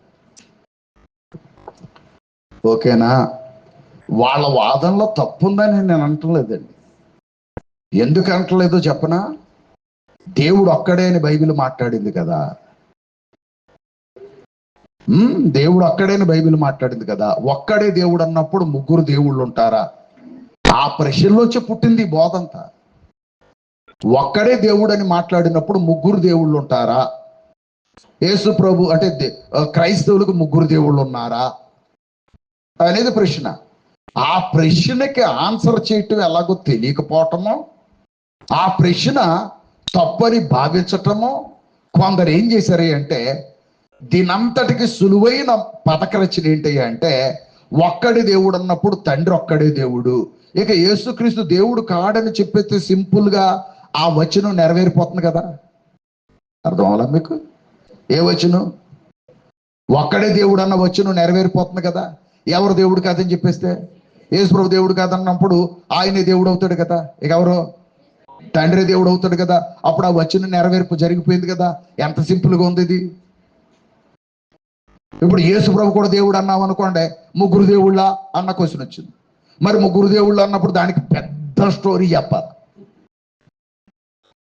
మరి దాన్ని కన్ఫర్మ్ చేయాలి కదా. మరి అలా కన్ఫర్మ్ చేయాలంటే పెద్ద స్టోరీ చెప్పాలి, బైబిల్ అంతా తవ్వాలి. ఎంత తవ్వులాట ఎందుకని? యేసుప్రభు దేవుడు కాడన్నాడు. అయితే అప్పుడు చాలా సులువుగా యేసుప్రభు దేవుడు కాడన్నప్పుడు ముస్లిమ్స్, ఇస్లామ్స్ ఎంత చక్కగా ఇప్పుడు యేసుప్రభు దేవుడు కాడన్న బోధన ఎంత ఎప్రిషియేట్ చేస్తారో తెలుసా వాళ్ళు. యేసుప్రభు దేవుడు కాదని బోధించే బోధకుల్ని ఇస్లామీలు, ఎందుకంటే యూట్యూబ్లో నేను చూస్తూ ఉంటాను, నాకు చాలా మందితో పరిచయం ఉంది, ఇస్లామీలు బోధకులతో నా పరిచయం ఉంది, వాళ్ళతో డిబేట్ చేసిన ఉండే. ఇప్పుడు వాళ్ళందరూ ఏమంటారంటే యేసుప్రభు దేవుడు కాడని ఎప్పుడైతే క్రైస్తవులు అన్నారో, షబాష్, రైట్ వేలో ఉన్నావు నువ్వు అంటాడు. ఎందుకు అలా? ఇందాక చెప్పాను, ఏకవచనం, ఎలోహిం బహువచనం. మరలా క్వశ్చన్ కూడా పుడద్ది. ఇస్లామీల్లో దేవుడు యేసుప్రభు కూడా దేవుడు అని అన్నాం అనుకోండి, ఇప్పుడు వెంటనే వాళ్ళు అడిగే క్వశ్చన్ ఏంటంటే, దేవుడు అన్న వాళ్ళకి దేవుడు అనేవాడు బిడ్డల కంటాడా అంటాడు. పాయింట్ అది. ఇస్లామీలు అడిగే బోధ, దేవుడు అన్నవాడు బిడ్డల కంటాడా, బిడ్డల కంటే దేవుడు ఎలా అవుతాడు? ఇదంతా మనుషుల ఆర్గ్యుమెంట్ కాదండి, సైతానుగాడు ఆర్గ్యుమెంట్. ఇంకో విచిత్రం చెప్తాను వినండి.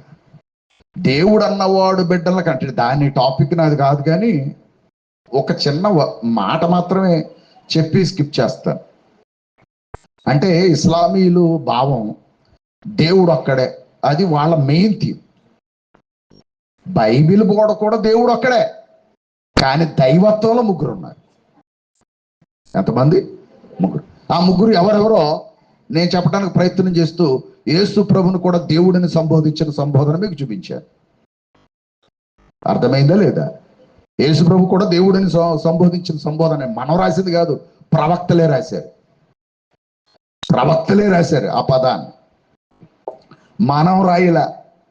ప్రవక్తలు రాసిన పదాన్ని చూపించాను. ఇంకొక మాట కూడా మీకు చూపించాలనుకుంటున్నాను.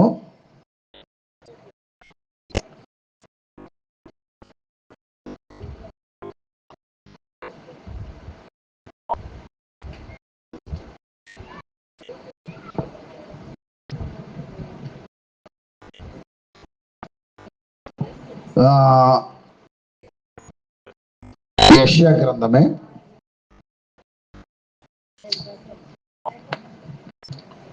యెషయా గ్రంథమే తీసారా?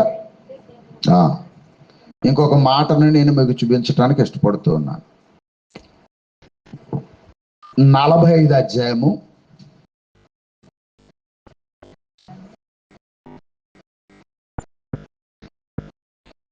యెషయా గ్రంథము 45 అధ్యాయము తీశారండి. 21వ వచనం నుంచి చదువుతున్నాను. మీరు మీ ప్రమాణ వాక్యములు నా సన్నిధిని తెలియజేయుడి, జనులు కూడుకొని ఆలోచన చేసుకొందురు గాక. పూర్వకాలం మొదలుకొని ఆ కార్యమును తెలియజేసిన వాడెవడో, చాలా కాలము క్రింద దాన్ని ప్రకటించిన వాడెవడో, యెహోవానగు నేనే గదా, నేను తప్ప వేరొక దేవుడు లేడు. ఈ పదాలు గట్టిగా పట్టుకుంటున్నాయి మనుషులు. నేను తప్ప వేరొక దేవుడు లేడు. కొంచెం కింద చదువుదాం. నేను నీతిపరుడునగు దేవుడును, రక్షించు వాడను నేనే తప్ప మరి ఏ దేవుడును లేదు. కాస్త కిందకి చదివితే, భూదిగంతముల నివాసులారా నా వైపు చూచి రక్షణ పొందుడి, దేవుడను నేనే మరి ఏ దేవుడును లేడు. నా ఎదుట, చాలా జాగ్రత్తగా వినాలి, నా ఎదుట ప్రతి మోకాలు వంగుననియు. ఎవరి ఎదుట? ఎవరి ఎదుట? ఇప్పుడు ఆయన ఎదురుగుండా ప్రతి మోకాలు ఏమవ్వాలి చెప్పాలి. ఇది ప్రవచనం. ఈ ప్రవచన నెరవేర్పు ఫిలిప్పీలకు రాయబడిన పత్రికలో నెరవేరింది. ఫిలిప్పీలకు రాయబడిన పత్రికలో నెరవేరింది. అంటే ఎవరెదురుగుండా ప్రతి మోకాలు వంగాలనేది చెప్పాలి. కాదండి, అక్కడ దేవుడును నేనే మరి ఏ దేవుడు లేడు నా ఎదుట అన్నాడంటే ఎవరెదుట? దేవుని ఎదుట ప్రతి మోకాలు ఏమవ్వాలి? వంగాలి. ఫిలిప్పీలకు రాయబడిన పత్రిక చూడండి ఒకసారి. 2వ అధ్యాయము చూద్దాం. 2వ అధ్యాయము 9వ వచనం చదువుతున్నాను. అందుచేతను పరలోకమందున్న వారిలో గాని భూమి మీద ఉన్న వారిలో గాని, నేను చదువుతున్నాను, భూమి మీద ఉన్న వారిలో గాని భూమి క్రింద ఉన్న వారిలో గాని ప్రతి వాని మోకాలు యేసు నామమున. అక్కడ అంటే ఇప్పుడు యేసు ఎవరై ఉండాలి? మరి యేసు నామాన వంగాలని దైవమే చెబుతుంటే యేసు ప్రభు దేవుడు కాదని చెప్పడానికి నువ్వెవరు నేనెవరిని మాట్లాడారు? అర్థమైందా? చెప్పాలా అయ్యా? ఇప్పుడు యేసు దేవుడు కాదని చెప్పడానికి నువ్వెవరో నేనెవరిని? ఇప్పుడు యెషయా గ్రంథం యేసు ప్రభు నామాన్న ప్రతి మోకాలు వంగాలని రాశాడయ్యా అంటే ఆ వంగే మోకాలు ఎవరి ముందు వంగుతుందని యెషయా ప్రవచించాడు? దేవుని ముందు. అంటే అప్పుడు యేసు ప్రభు ఎవరై ఉండాలి? దేవుడై ఉండాలి. అలాంటప్పుడు ముగ్గురు దేవుళ్ళ? రేపు వివరణ ఇవ్వబోతున్నాను. ఇప్పటి వరకు చెప్పింది ఏమైనా అర్థమైందా లేదా చెప్పాలి. దైవత్వము అనే పదం ఎలోహిం అనే పదంలోంచి వచ్చింది. గాడ్ అనే మాట ఎలోహిం అనే పదంలోంచి వచ్చింది. యెహోవా అనే మాట యావే అనే పదంలోంచి వచ్చింది. యావే అనే పదం లార్డ్ అని తర్జుమా చేయబడింది. ప్రభు అని తర్జుమా చేయబడింది. ప్రభు అని తర్జుమా చేయబడిన ప్రతి చోట యెహోవా ఉన్నాడని అర్థం. అర్థం కదా? ప్రభు అని తర్జుమా చేయబడిన ప్రతి చోట ఎవరున్నారని అర్థం? యెహోవా ఉన్నాడని. అప్పుడు యేసు ప్రభు ఎవరు? దేవుడనే. యెహోవా అనేది ఆయన వ్యక్తిగత నామం కాదు, ఇందాక చెప్పాను, ఆయన ఉనికి కొన్న నామం. అర్థం కాల? దేనికి? యెహోవా అనే మాటకు అర్థం ఏంటి? ఉనికి. ఉనికి అంటే ఉన్నవాడు అని. ఇప్పుడు యేసు ప్రభు కూడా ఎవరు? ఉన్నవాడు అనువాడే. ఆయన ఎక్కడి నుంచి కొత్తగా పుట్టుకొచ్చినోడు కాడు. ఆయన ఉన్నవాడు అనువాడే. పరిశుద్ధాత్మ ఎవరు మరి? ఆయన ఉన్నవాడు అనువాడే. ఈ ముగ్గురు కలిస్తే ఎలోహిం అయింది. ఇంకా రేపు వివరాల్లోకి వెళ్తాను. కొంచెమైనా అర్థమైందా? క్లారిటీ వచ్చిందా? ఇప్పుడు యేసు ప్రభుని దైవం అనొచ్చా? అనకపోతే ఏమైనా ప్రమాదమా? అదిగో బావరాజు గారు అంటున్నాడు, అనకపోతే చాలా ప్రమాదం. అంతే. ఎంతకే మొదటి రోజే చెప్పాను, దెయ్యాలకే దైవత్వం ఉండదని. ఇప్పుడు యేసు ప్రభుకు దైవత్వం లేదంటున్నారంటే మరి వీళ్ళని మహానుభావుల్ని ఏమనాలో నాకు అర్థం కావట్లేదు. యేసు ప్రభు ఘనత ఎంత గొప్పదో నువ్వు చీప్ చేస్తున్నావు లోకంలో. యేసు ప్రభు నీ కొరకు ప్రాణం పెట్టిన వాడిని అవమానిస్తున్నావు, నీ పాపాలు కడిగిన వాడిని అవమానిస్తున్నావు. ఇంకొక పదం గుర్తుపెట్టుకోండి, యూదులు అన్నారు, పాపాలు క్షమించడానికి నువ్వెవరవయ్యా? దేవుడు ఒక్కడే తప్ప మరెవరో పాపాలు క్షమించలేరే అన్నారా? మరి యేసుప్రభు ఏం చేశాడు? నీ పాపాలు క్షమింపబడినాయి, నువ్వు ఎత్తుకుని వెళ్ళిపో, పరుపు ఎత్తుకుని వెళ్ళిపో అంటే వాళ్ళకి ఆ క్వశ్చన్ వచ్చింది, నువ్వెవడో పాపాలను క్షమించడానికి? దేవుడు ఒక్కడే తప్ప పాపాలను క్షమించగలిగే అధికారం ఈ ప్రపంచంలో ఎవరికి లే. వాళ్ళు ఒప్పుకున్నారు అంటే నువ్వు దేవుడు అయిన అయ్యి ఉండాలా, లేకపోతే నీకు పాపాలు క్షమించే అధికారం లేదు అని యూదులే ఒప్పుకున్నారు. ఎందుకంటే పాపాలు క్షమించాలంటే ఆయన దేవుడు అయితేనే క్షమించగలడని. అలాంటి వాడు మన పాపాలన్నీ క్రీస్తు నామంలో కడుక్కున్నామని చెబుతున్నాడు. క్రీస్తు దేవుడు కాదండి. అర్థమైంది ఇప్పుడు ఈ బోధకుల పరిస్థితి. మన పాపాలను ఎవరి నామంలో కడిగామంటున్నాడు? క్రీస్తు. కానీ క్రీస్తు ఎవరు కాదు అంటే అప్పుడు మన పాపాలు ఏమవ్వలేదు. వారికి పాపాల కడగబడే అవకాశం లేదు, యేసు ప్రభు దేవుడు కాదన్న వాడికి. విన్నందుకు ధన్యవాదాలు. దేవుడు సదాకాలం మిమ్మల్ని దీవించుగాక.